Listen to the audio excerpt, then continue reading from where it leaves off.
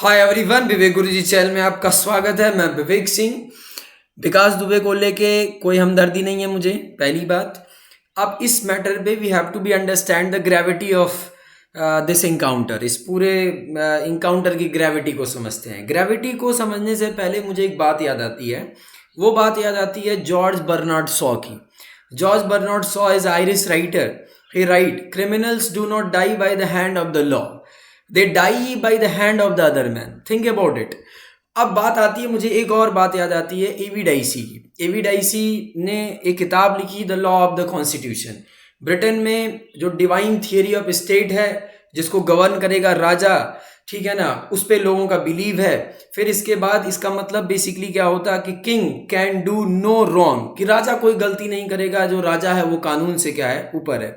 बाद में इसी चीज को सर एडवर्ड कोक ने क्या किया, जो चीफ जस्टिस थे इंग्लैंड के, उन्होंने क्रिटिसाइज किया और बोला कि भाई जो राजा है उसको भी रूल ऑफ लॉ के अंडर में आना चाहिए। और इसी थियरी को बाद में और ज़्यादा डिकोड करते हुए एबी डाइसी ने अपनी किताब में लिखा कि introduction to the law of the constitution 1885 में लिखा कि lex rex the law the king, ना कि द किंग द लॉ, कि राजा कानून नहीं है, कानून क्या है, राजा है। इसी को रूजवेल्ट ने अपने शब्दों में बोला कि no man is above the law and no man is below it, कि कोई भी आदमी कानून से ऊपर नहीं है और ना ही आदमी कोई कानून से क्या है, नीचे है। तो इसी बात को, अगर इसी स्पिरिट को हम और आगे समझे, तो इसी स्पिरिट में एक और किताब है मिस्टर मॉन्टेस्क्यू की, और वो मॉन्टेस्क्यू की किताब है कि the spirit of the law. और मॉन्टेस्क्यू जो फ्रांस के रहने वाले थे, उन्होंने जो है कॉन्स्टिट्यूशन के गवर्नमेंट के 3 ब्रांचेस की बात की, लेजिस्लेटिव ब्रांच, एग्जीक्यूटिव ब्रांच और जुडिशियल ब्रांच। इसीलिए ब्रांच की ताकि किसी के पावर की सुप्रीमेसी ना हो सके और सिस्टम जो है प्रॉपरली और स्मूथली चल सके। जुडिशरी का काम अपना है, एग्जीक्यूटिव का काम अपना है, लेजिस्लेटिव का काम अपना है। कोई भी किसी के काम को ओवररूड ना करे ताकि जो सिस्टम है वो प्रॉपर तरीके से चले। तो जब हमने ये सिस्टम लाया तो इसके पहले जो डिवाइन कॉन्सेप्ट था उसको ख़त्म किया। उस डिवाइन कॉन्सेप्ट को ख़त्म करने के बाद हमने ये वाला सिस्टम लाया और इसी में हम रहना स्टार्ट कर दिए। तो फिर आखिर हम इस सिस्टम को क्यों तोड़ना चाहते हैं, हमें ये नहीं समझ में आया। देखो, हर एक चीज़ के पीछे जो है कोई ना कोई क्या बोलते हैं, देखो कोई भी अगर इंसिडेंट होगा तो उस इंसिडेंट का कोई ना कोई एक इमीडिएट कॉज होगा, कोई ना कोई उसका एक रियल कॉज होगा, तात्कालीन कारण होगा या वास्तविक कारण होगा। तो देखो, तात्कालीन कारण में बहुत लोग ये बोल रहे होंगे कि विकास दुबे का जो इनकाउंटर हुआ अच्छा हुआ, बहुत लोग बोल रहे हो नहीं अच्छा हुआ, ठीक है ना। तो ये अच्छा नहीं होता रहेगा क्योंकि यही सोशल साइंस है, इस सोशल साइंस की यही जान है। क्योंकि अगर एक पॉइंट पे हम टिकी जाएंगे तो सोशल साइंस तो उसी दिन खत्म हो जाएगा। नो डाउट विकास दुबे का जो डेथ है वो बहुत सारी मिस्ट्री को छोड़ के जा रहा है, ये तो सबको पता है।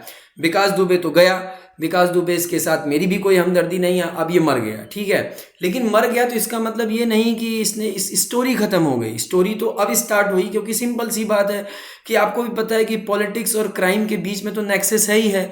अगर नेक्सस ना होता तो एसोसिएशन ऑफ डेमोक्रेटिक रिफॉर्म के रिपोर्ट के अकॉर्डिंग कि यूपी में 403 एमएलए हैं, तो उस 403 एमएलए में से 143 एमएलए जो है वो क्रिमिनल है। तो कहीं ना कहीं ये हमारे पूरे एडमिनिस्ट्रेटिव, हमारे पूरे पॉलिटिक्स को कटघरे में ला के खड़ा करता है, ठीक है। देखो, दुबे जो है वॉज अ गैंग लॉर्ड, उसमें कोई बात नहीं है। उसके जो क्राइम की लिस्ट है बहुत सारी लंबी है। उसने 8 पुलिस वालों को कानपुर में मारा, फिर पुलिस वालों ने उसको खोज के जो है उसको भी उड़ा दिया। तो कहीं ना कहीं वो मैन तो डिजर्व करता है कि उसको पनिश किया जाए, क्योंकि उसने काम किया है, ऐसा काम किया है कि उसको पनिश किया जाए। लेकिन क्या ये पनिशमेंट केवल एग्जीक्यूटिव देगी? तो फिर हमें जुडिशरी की क्या ज़रूरत है? हमें जुडिशरी की कोई ज़रूरत नहीं है। हम जुडिशरी को उठा के फेंक देते हैं।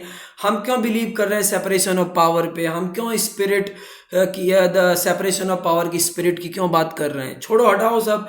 फिर अब आप कहेंगे कि जुडिशरी के पास चला जाता, 30 साल केस चलता, तो भाई 32 साल 40 साल के केस के बाद तो तुम्हारे पास ये भी केस आया था कि राम मंदिर बनेगा, ट्रिपल तलाक का केस आया। तुमने फिर उतने दिन तक उसका क्यों वेट किया? तुमने कसाब के फांसी का इतने देर वेट क्यों किया? इसका भी वेट कर लेते तुम। समझ में आए कि नहीं है? क्योंकि यही एक सिस्टम है कि अगर गाड़ी चला रहे हो तो गाड़ी चलाओगे तो क्लच दबाओगे, उसको छोड़ोगे तभी गाड़ी चलेगी। तो ये सिस्टम है, ऐसा नहीं कि डायरेक्ट चलना शुरू कर जाएगी।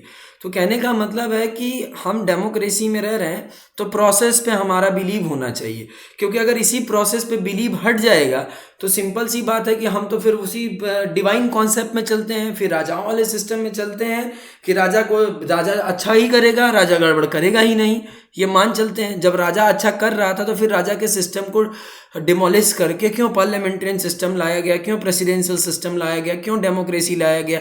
उसी उसी ऑटोक्रेटिक सिस्टम में रहते, उसी ओलिगार्ची में रहते, क्यों हम डेमोक्रेसी में आए? डेमोक्रेसी में आए हमने क्यों ये पिलर्स बनाए, जुडिशरी और तमाम चीज़ें। कोर्ट के पास कोई चीज़ जाती है, वो उसको एग्जामिन करता है एविडेंस टेस्टिमनी के साथ, सबका अधिकार है, ठीक है ना। तो कहने का मतलब क्या है कि ये जो चीज़ है, देखो, in a civil society this process is undertaking not just because the guilty is presumed to be innocent until convicted, कि ऐसे नहीं होता है कि जब तक आप कन्विक्टेड नहीं है तब तक आपको नहीं मारा जा सकता है, जब किसी किसी किसी भी इनोसेंट को, इसीलिए जुडिशरी बनाई गई है। तो बात बस इतनी सी है, आर्बिट्रेरी अगर इस तरीके से एग्जीक्यूटिव को आप पावर दे देंगे तो फिर वही वाला बात हो गया। इसमें किसी के ऊपर क्वेश्चन मार्क नहीं है, किसी के ऊपर क्वेश्चन मार्क नहीं है। जो ये बातें बोल रहे हैं अच्छा हुआ, जैसे को तैसा, तो अच्छी बात है, जैसे को तैसा तो यही है। It is not a form of justice, ये जस्टिस का फॉर्म नहीं है, जस्टिस का तरीका नहीं है। बहुत सारे प्रश्न छोड़ के जा रहा है ये सारी चीज़ें, ठीक है ना। तो जस्टिस का ये एकदम से तरीका नहीं है, तो समझिए इस पूरे मैटर को, ठीक है।